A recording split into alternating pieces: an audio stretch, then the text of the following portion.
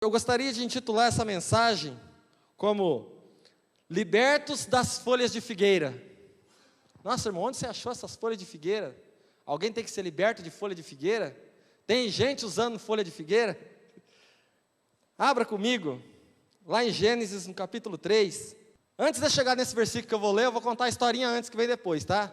Adão e Eva estavam lá no Jardim do Éden, tudo lindo, maravilhoso, os dois andavam nus, não tinham consciência do que era bem, o que era mal, todos os bichos viviam e conviviam juntos. Um pouco antes, nós podemos ler, você pode ler na sua casa, que ao leão Deus tinha dado a relva do campo para comer, os animais eram todos herbívoros, a terra era perfeita, tudo na terra era maravilhoso, a terra era um lugar aconchegante ao ser humano, e Deus colocou Adão e Eva num jardim que Ele mesmo plantou. Deus plantou um jardim maravilhoso, e colocou lá Adão e Eva.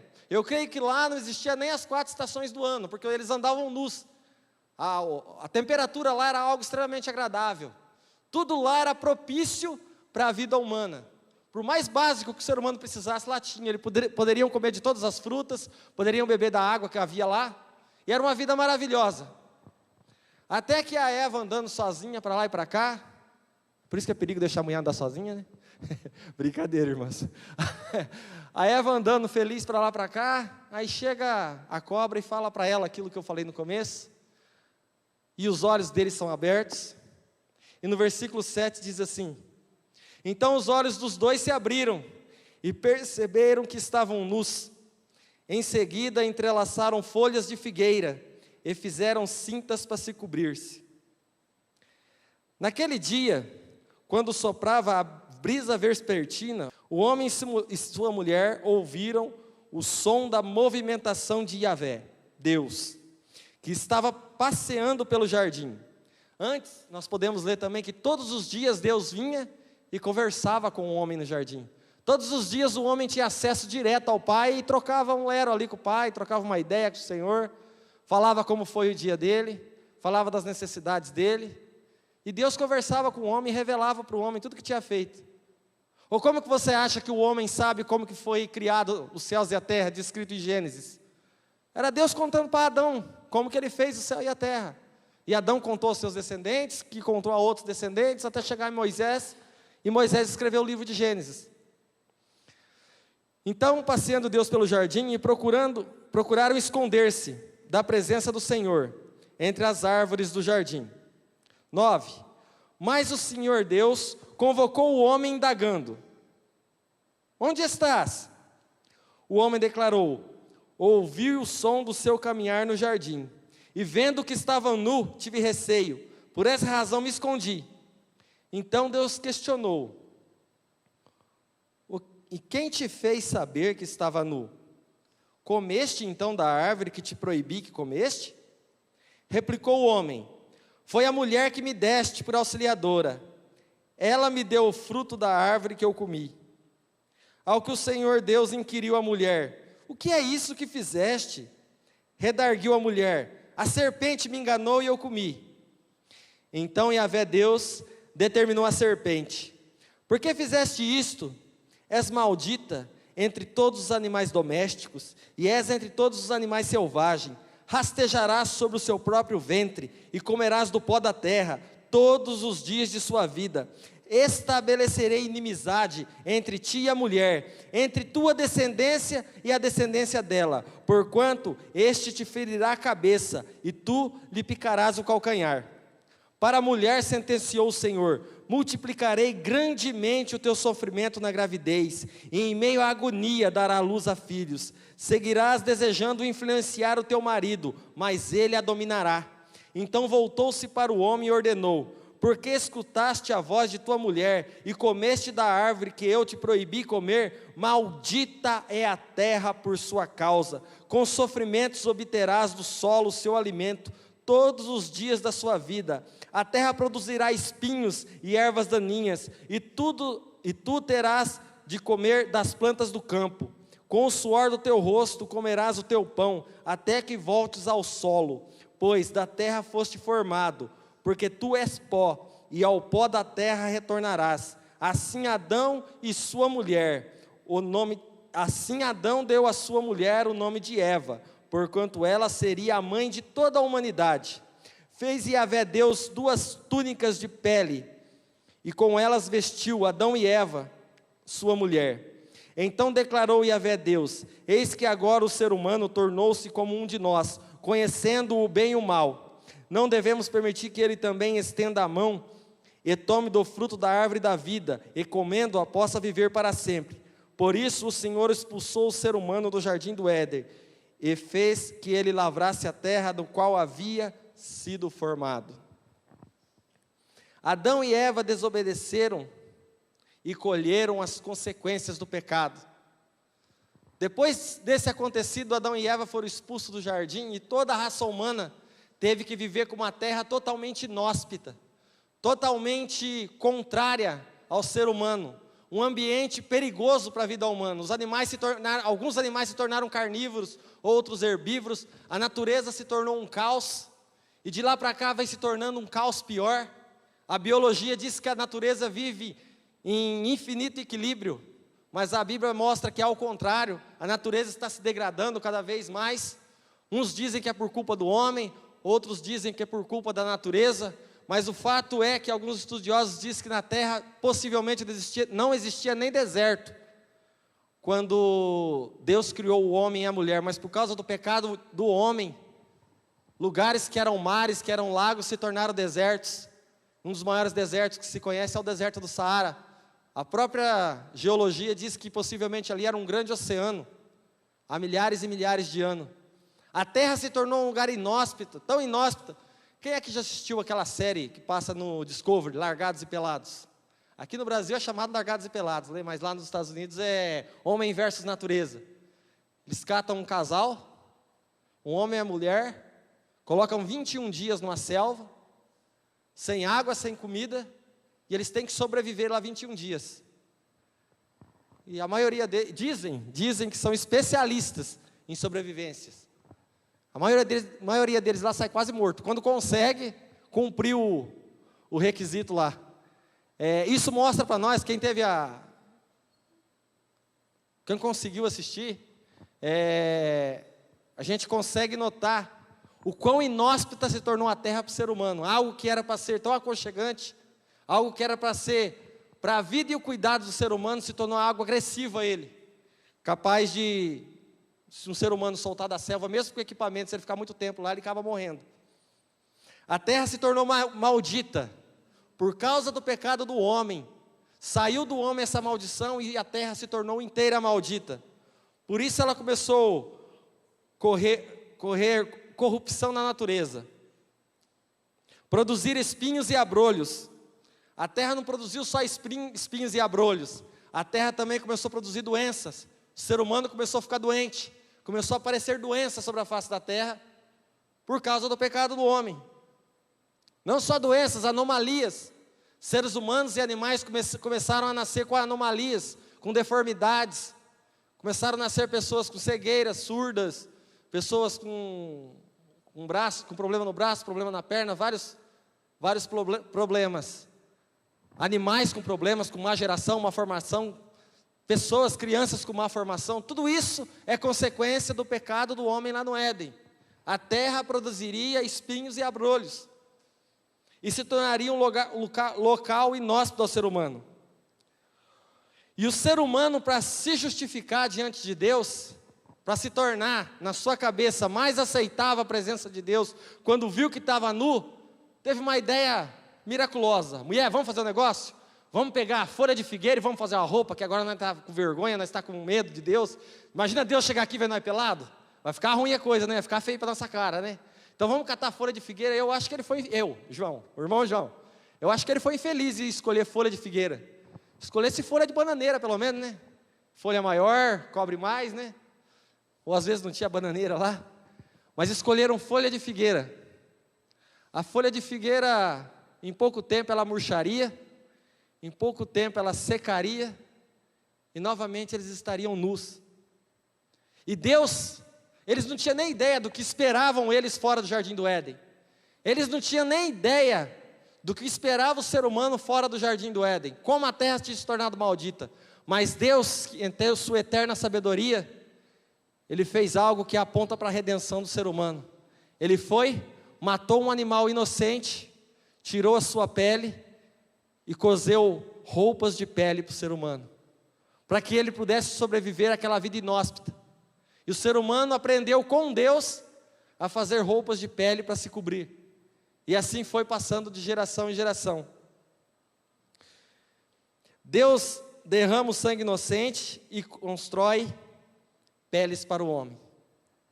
Só que o homem, mesmo com peles de animais, vivendo na terra, começou a querer agradar a Deus, continuando vestindo folha de figueira, no seu caráter, no seu andar, no seu caminhar.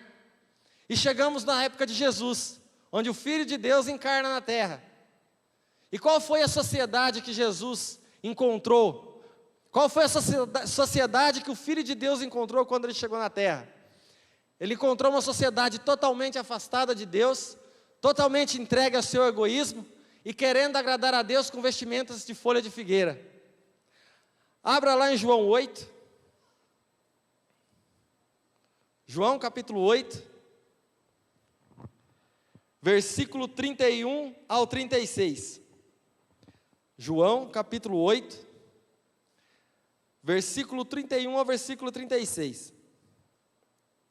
Diz assim o texto sagrado: Então disse Jesus aos judeus que haviam crido nele. Jesus tinha feito um discurso antes, no capítulo 8, e depois que ele fez esse discurso, vários judeus que estavam ali creram nele. Falaram, não, realmente esse cara é o Filho de Deus, realmente esse cara é o Messias. Aí para essas pessoas que tinham crido em Jesus, Jesus disse assim para ele. Então Jesus disse aos judeus que haviam crido nele: Se permaneceis em minha palavra, verdadeiramente sereis meus discípulos, e conhecereis a verdade, e a verdade vos libertará. Eles responderam, os camaradas que tinham crido nele. Aqui não era fariseu, não era saduceu, não era gente que não cria em Jesus, eram os que tinham crido nele.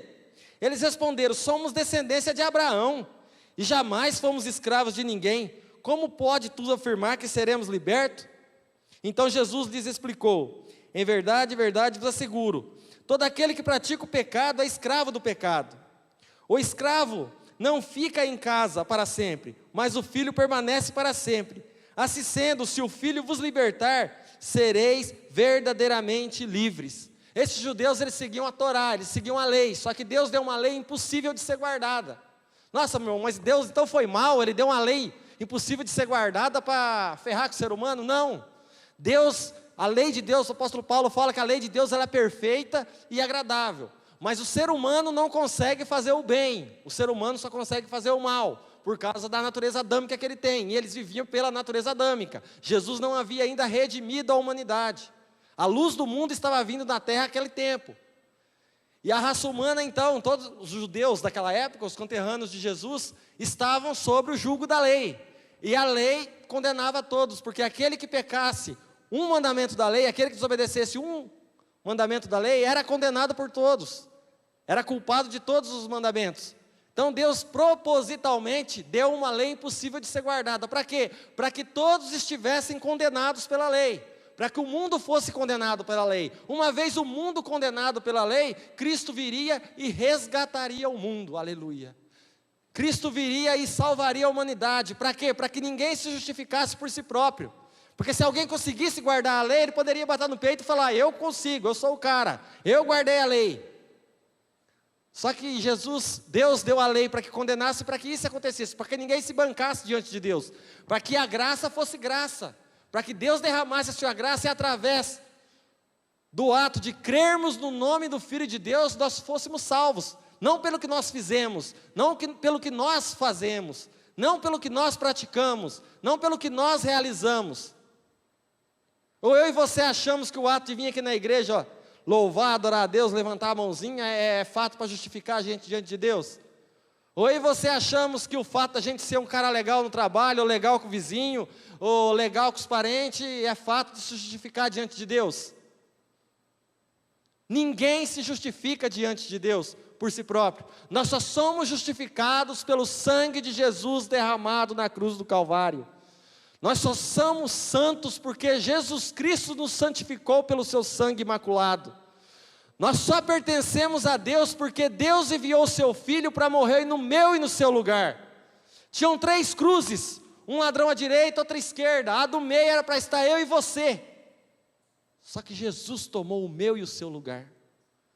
Jesus tomou o meu e o seu lugar, para que os nossos pecados estivessem sobre Ele. Não só os nossos pecados, Jesus no Calvário, no madeiro, Ele levou o pecado dos que estiveram antes de Noé na arca, dos que tiveram depois, dos que estiveram durante a lei de Moisés, da época dele, e depois de todos os seres humanos que vieram depois dele, e todos os seres humanos que virão. Jesus pagou o pecado de todos os seres humanos.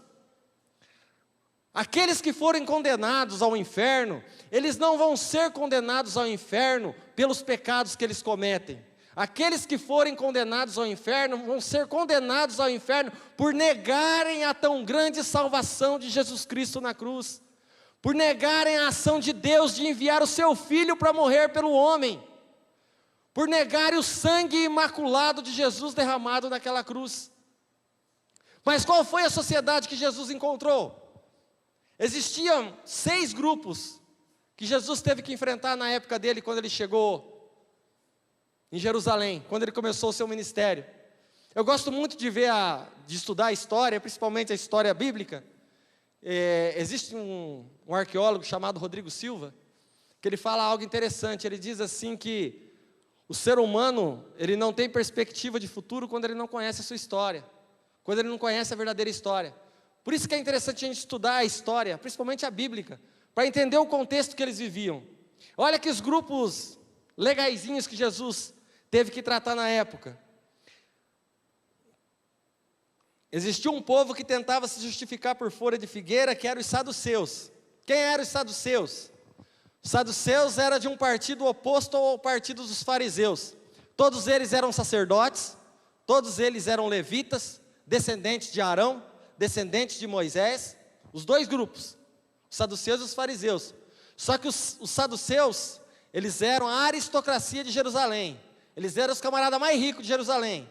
Eles eram juízes, eles eram advogados, eles eram promotores. Porque nós devemos entender que a lei naquela época, não é como hoje, que existe, o Estado é separado da religião. Nós temos o Estado, o governo, que não tem nada a ver com religião. E nós temos a religião que é praticada nas igrejas. Naquela época não. Naquela época não havia essa divisão. A religião era estritamente ligada às leis. As leis que eram praticadas em Israel naquela época era tirada da Torá, mas a interpretação rabínica trazida por via oral dos fariseus. Os saduceus eram aqueles que só aceitavam a Torá, os 5 livros do Pentateuco. Para eles era só aquilo. Os saduceus, eles não criam em ressurreição, eles não criam em vida após a morte, eles não criam em vida eterna, eles não criam em anjos, eles não criam nada disso. Eles criam apenas que Deus tinha dado sua lei a Moisés, aquele que cumprisse a lei, caminhava. Só que, por causa do dinheiro, e por causa do coração voltado ao dinheiro, eles tinham uma ligação bem próxima de Roma. Quem não quer ficar, os políticos de hoje não é a mesma coisa? Não quer ficar mamando na teta lá? É a mesma coisa os saduceus, eles queriam ficar mamando na teta lá de Roma. Eles colhiam impostos, eles eram responsáveis por fiscalizar os impostos que vinham para o templo, e não pegava muito do pé dos publicanos, não, deixava os publicanos deixa os publicanos colher aí, porque se está bom para Roma, vai estar bom para nós. Essa era a visão dos saduceus. Tinha os fariseus. Os fariseus era a parte que não aceitava a forma que os saduceus criam. Os fariseus, eles se achavam mais santos que os saduceus, eles procuravam eram os que mais se pareciam no meio da sociedade, eram os rabínicos que instruíam os povos, eram os chefes da sinagoga, mas também eram sacerdotes como os saduceus. Alguns fariseus faziam sacrifícios, os saduceus também faziam sacrifícios pelo povo, mas o sumo sacerdote era saduceu. Sempre o sumo sacerdote era saduceu, não podia ser fariseu, porque tinha que ser da alta aristocracia. E os fariseus, eles tinham a incumbência de ensinar a lei para o povo, eles criam na Torá e nos profetas, e também na tradição rabínica oral, passada de pai para filho. Para você ter uma ideia, Era 10 mandamentos. Os fariseus tornaram desses 10 mandamentos mais de 270 leis. Eles cataram dos 10 mandamentos e transformaram em mais de 270 leis. Por isso que Jesus falava para os fariseus: ai de vós, escribas e fariseus hipócritas, que atam um fardo muito grande e coloca nas costas do povo, mas vocês não querem empurrar com um dedo.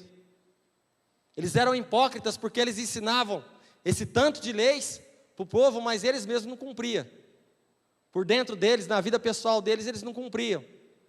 Porque afinal de contas, como os saduceus, eles estavam ganhando dinheiro. Eles não trabalhavam, nenhum deles trabalhava, entre aspas, na lavoura, porque naquela época o trabalho era totalmente braçal. Eles eram agricultores, pecuaristas. O povo da época de Jesus, o que comandava um país, o que puxava o país era o agro. Parece que não mudou muito hoje em dia, né? Quem mantém o país também é o agro, né? Mas o que sustentava o país era o agronegócio. Lógico que de forma bem rudimentar. E os fariseus, e nem os saduceus trabalhavam. Eles trabalhavam em função de ensinar o povo. Então os fariseus tinham suas escolinhas, catava a criança judia ali com 6 aninhos, levava para a escola, ensinava a Torá, ensinava a lei, ensinava a escrever. Aqueles que se destacavam, aí eram levados para estudar mais e ficar na escola rabínica, para talvez um dia se tornar um rabino. Qual é o outro povinho que Jesus teve que lidar? Esse Jesus não teve que lidar muito não, eram os essênios. Os essênios, eles surgiram 200 anos antes de Cristo, na revolta dos macabeus. Isso aí você vai só encontrar na Bíblia Católica. Na Bíblia Católica existe o livro de Macabeus. Por que o livro de Macabeus não está então na Bíblia evangélica, irmão? Porque na Bíblia evangélica, no concílio que fizeram lá atrás, e nem foram os evangélicos que fez esse concílio, foi o concílio da Septuaginta. Quem juntou, porque a Bíblia não é assim, tá? Deixa eu só esclarecer um pouquinho. A Bíblia, ela não foi criada desse jeito bonitinho aqui, ó. 66 livros, bonitinho, tudo encaixadinho. A Bíblia foi escrito livro por livro, e foram feitos concílios e unificados esses livros. Quando houve o concílio no primeiro século, então, antes do primeiro século, quando foi produzida a Bíblia Septuaginta, se eu não me engano, no ano 150 a.C., juntaram 71 eruditos judeus, para então traduzir a Bíblia do hebraico para o grego, porque a língua falada no ano 150 no mundo, a língua falada no mundo no ano 150 a.C. predominava a língua grega. Então, para que o mundo conhecesse as verdades de Deus, esses 71 eruditos traduziram a Bíblia do hebraico para o grego. E essa é a Septuaginta. E esses eruditos concluíram entre eles que o livro de Macabeus, mais outros livros, não era viável estar na Bíblia porque eles têm valor histórico. Realmente tem valor histórico. Só que eles não concordam com outros livros da Bíblia. Todos os livros da Bíblia, os 66 livros da Bíblia que nós temos hoje, um concorda com o outro, um completa o outro. E esses livros, eles têm discrepâncias sobre a forma de Deus falar, porque muito do que está naqueles livros são interpretações humanas e vontades humanas colocadas. Então eles têm valor histórico, porém não têm valor espiritual. Mas lá nesse livro de Macabeus diz que houve uma revolta dos macabeus, porque Antíoco Epifânio tinha tomado Jerusalém e tinha feito a abominação da desolação. Ele tinha sacrificado um porco no Santo dos Santos. Ele foi lá, catou um porco, que era o animal mais impuro para os judeus, e sacrificou um porco no Santo dos Santos. Então houve a revolta dos macabeus, os macabeus venceram esse povo, expulsaram eles de lá, para logo depois serem dominados pelos romanos. E esses essênios saíram do meio desse povo, que quando eles viram que esse povo que estava à frente da batalha era fariseus, que surgiu mais ou menos também nessa época. Aí os essênios, quando viram que o olho dos fariseus era só no dinheiro, era só na aparência, só se aparecer diante do povo, eles resolveram se recluir.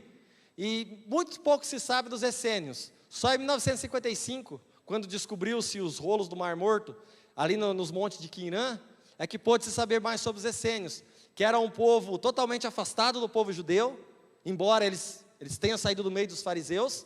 Eles não faziam sacrifícios a Deus, eles não iam no templo fazer sacrifício a Deus. Eles tinham uma vida totalmente dedicada a Deus. Todos eles eram nazireus. O que era um nazireu? O nazireu era alguém que não rapava o cabelo durante toda a vida, não tomava vinho e não tocava em animal morto. Sansão é um exemplo de nazireu e João Batista é um exemplo de nazireu. Inclusive João Batista era um essênio. João Batista foi criado pelos essênios. João Batista, quando nasceu, os pais e mãe dele já eram velhos. Eles morreram e provavelmente, conjectura-se, provavelmente ele foi levado pelos essênios e foi criado pelos essênios. Por isso que ele vivia no deserto. Quando o escritor de Mateus, quando Lucas e Mateus escrevem o evangelho e fala sobre João Batista, que ele vivia no deserto, não é que ele era um cara maluco, doido, que vivia lá no deserto, isolado de todo mundo, comendo mel e gafanhoto. É que ele vivia no deserto com os essênios. Existia um povo que vivia no deserto, que era os essênios. João Batista foi um profeta levantado no meio dos essênios para mostrar o caminho de Deus, para encaminhar o caminho de Deus. Um dado interessante também é que os essênios, eles batizavam em água, como João Batista, o batismo do arrependimento. Todo essênio, todo aquele que quisesse se tornar essênio, ele tinha que ser mergulhado em água. E João Batista, por Deus, é tirado do meio deles e levado para proclamar o caminho do Senhor. Até que ele vai e profetiza contra Herodes. Herodes manda prender ele e no aniversário dele, a enteada dele pede a cabeça dele, a cabeça de João Batista numa bandeja, mesmo contra a vontade de Herodes. Quem tinha também lá? Tinha os zelotes. Quem eram os zelotes? Os zelotes eram os jihadistas israelitas, pensa naqueles muçulmanos terroristas que tem hoje? Naquela época eram os zelotes. Os zelotes, a palavra zelote vem de zelo, zelo pelo Senhor. Eles queriam usar poderio militar para expulsar Roma de lá. Eles queriam que Deus tirasse Roma de lá e seria pelo braço deles. Eles queriam pegar em arma e fazer guerra contra Roma. Tanto é que todo zelote que era preso por Roma era crucificado. Todo zelote que era pego, sabia que era zelote, Roma prendia e condenava a crucificação. E os zelotes andavam misturados no meio do povo. Eles não andavam em aparência, em qualquer lugar, toda esquina você encontrava um zelote. Eles se reuniam escondidos, formavam seus grupos e faziam ataques a caravanas romanas. Qual era o outro povo que Jesus tinha que lidar? Os herodianos. Os herodianos eram embora eles fossem judeus, eles eram da guarda pessoal do rei Herodes. E eles achavam que Herodes era o Messias. Eles achavam que Herodes era o Messias que ia governar e uma hora ia se rebelar contra Roma. E eles faziam de tudo por Herodes. Embora eles crescem na lei, eles fariam qualquer coisa por Herodes. Tanto é que eles foram lá, tanto é que foram os herodianos que prendeu Jesus. Quando Jesus é preso no jardim do Getsêmani, são os herodianos que vão lá e depois passam para a guarda romana. Também tinham os samaritanos. Jesus tinha que lidar com os samaritanos. Principalmente os fariseus odiavam samaritano. Não só os fariseus, os saduceus. Por quê? Quem eram os samaritanos? Quando Israel foi cativa pela Síria, a Israel do norte,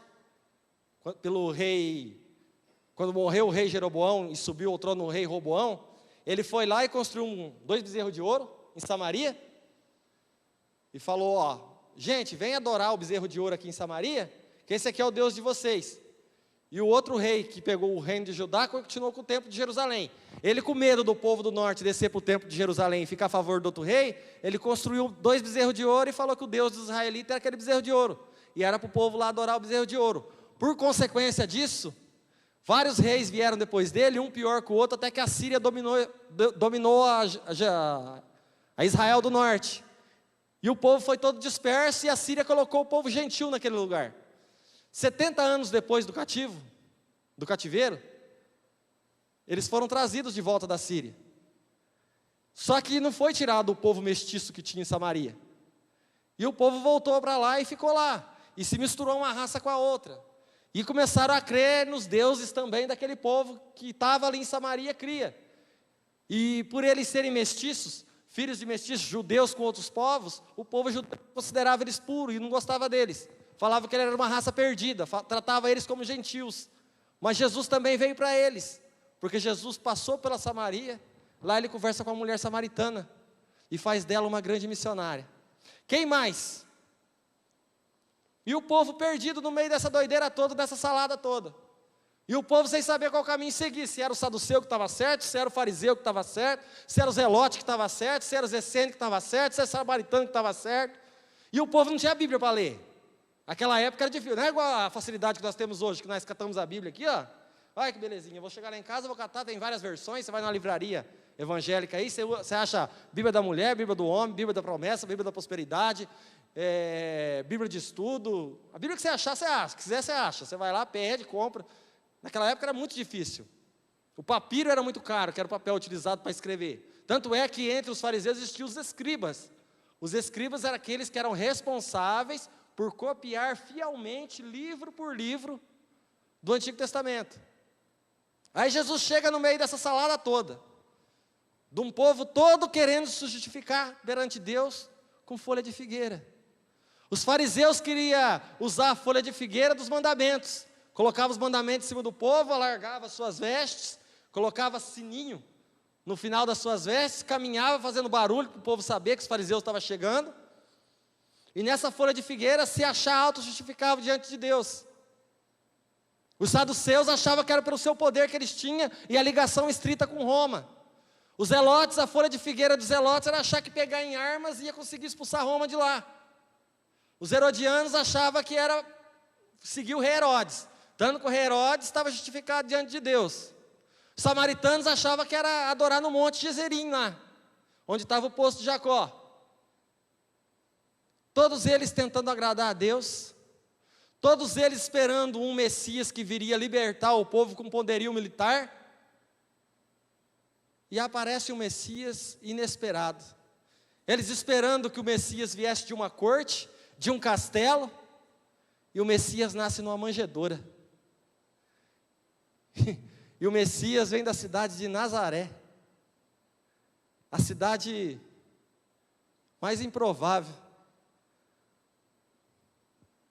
Quando chega para um dos discípulos de Jesus, fala, ó, encontramos Jesus de Nazaré. Esqueci o nome do discípulo agora. Você encontrou o Messias? De onde ele é? De Nazaré. Ele fala, pode vir alguma coisa boa de Nazaré? Nazaré era a terra dos gentios, terra de ninguém. A tradução diz que Nazareno queria dizer desprezado, terra dos desprezados. Jesus o desprezado. Encontramos o Messias. Quem que é o Messias? Não, o Messias é Jesus o desprezado. Pode vir alguém bom, pode vir coisa boa da terra dos desprezados, pode vir uma coisa boa da terra dos desprezados. E no dia de hoje nós encontramos também uma geração tentando se cobrir com folha de figueira, quando tenta se auto-justificar pela sua caridade, pela sua bondade, ou pela sua devoção a um santo ou a uma pessoa, ou pela sua capacidade de ter uma boa moral diante da sociedade, ou pela sua capacidade de ter um bom casamento, ou de se orgulhar de ter um bom emprego, tentando se justificar diante de Deus através disso, vestindo folha de figueira. Maridos, quando vocês falam assim, ó, eu faço isso, o meu filho está fazendo isso, é culpa da minha esposa, você está vestindo folha de figueira. Você está transferindo a sua culpa para a sua mulher. Você está transferindo a sua culpa para a sua mulher, está fazendo o que Adão fez. A mulher que o Senhor me deu, ela que me deu da fruta, a culpa é dela. Mulher, quando você fala assim, ó, esse menino está desse jeito, essa menina está desse jeito, ou meu casamento está assim por causa do meu marido, você está falando que nem Eva. A cobra que me enganou. Você está apanhando veste de figueira. A cobra que me enganou, ela que falou que se eu comesse da fruta, eu ia ser igual a Deus. Aí eu comi da fruta e me lasquei. Filhos, quando vocês falam assim, ó, minha vida foi assim, ou por culpa do meu pai e da minha mãe, está vestindo folha de figueira, está tendo a mesma atitude de Adão e Eva, transferindo culpa. Toda vez que eu e você transferimos a culpa que é nossa, isso é só conjectura, tá, irmãos? Não vai sair falando aí que o irmão João falou heresia. Mas se Adão tivesse chegado para Deus e dito, Senhor, é verdade, eu pequei, eu comi do fruto, me lasquei, estou vendo que eu estou peladão aqui, estou com vergonha para caramba, por isso que eu catei folha de figueira aqui, se tiver alguma coisa que o Senhor pode fazer para consertar, Deus tinha enviado Jesus na hora. Ele tinha entregado Jesus por Adão na hora. E a raça humana teria sido restaurada. Mas Adão não foi homem suficiente para bater no peito e assumir. Porque para assumir que é errado e pecador, para assumir que é falho, tem que ser homem e mulher de verdade. Deus não trata com meninos. Deus não trata com moleque. Deus não trata com menina. Deus trata com homem e com mulher. É ter peito para chegar para Deus e falar: Deus, ó, eu não presto mesmo, eu não valo nada. Eu não presto para nada, mas o que tem é isso aqui, ó. Se o Senhor quer usar, usa aí. Eu num sábado, com a vida toda arrebentada, com vontade de me suicidar. Não vou me alongar aqui, eu já falei várias vezes sobre a minha vida, mas num sábado eu fui na igreja, e lá sentado, a pregação foi sobre o ladrão da cruz, e o pastor daquela noite falou assim, o ladrão da cruz, quando virou para Jesus e falou: Senhor, lembra-te de mim quando entrares no teu reino. Jesus não olhou para o pecado do ladrão da cruz. Tanto é que não é descrito nenhum pecado que o ladrão da direita e da esquerda fez. Por que Deus se encarregou de fazer isso? Porque não importa o que foi feito. O que importa é crer na obra de Jesus. Ele olha para Jesus e fala: lembra-te de mim quando entrares no teu reino. Jesus fala: em verdade te digo, ainda hoje estarás comigo no paraíso. Enquanto o ser humano tenta se bancar pela sua vanglória, Deus inaugura o céu com um ladrão. Deus inaugura o paraíso com um ladrão. Imagina como a sabedoria de Deus é loucura para o ser humano.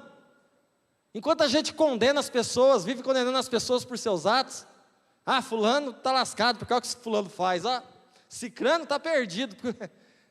Deus catou um ladrão e inaugurou o paraíso com ele. Alguém que teve uma vida inteira errada. Alguém que teve uma vida inteira de pecado.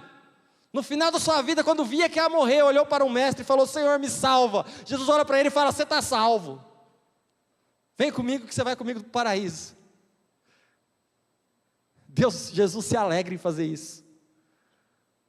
Troca as vestimentas de figueira pela roupa do Cordeiro de Deus. Troca as vestimentas de tentar se auto-justificar perante Deus pela roupa que Jesus Cristo tem para mim e para você.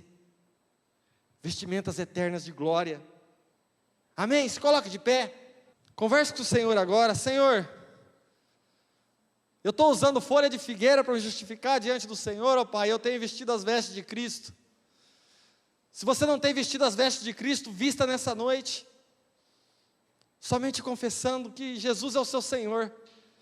Você de casa que nos acompanha, se você nunca fez esse ato, coloque sua mão no seu coração e diga: Senhor, o que eu tenho para o Senhor é isso aqui, ó. É isso que o Senhor está vendo. Mas isso que o Senhor está vendo, que não vale nada, eu quero entregar para o Senhor, que é o que eu tenho. Você vai ver a transformação e a revolução que Jesus vai fazer na sua vida.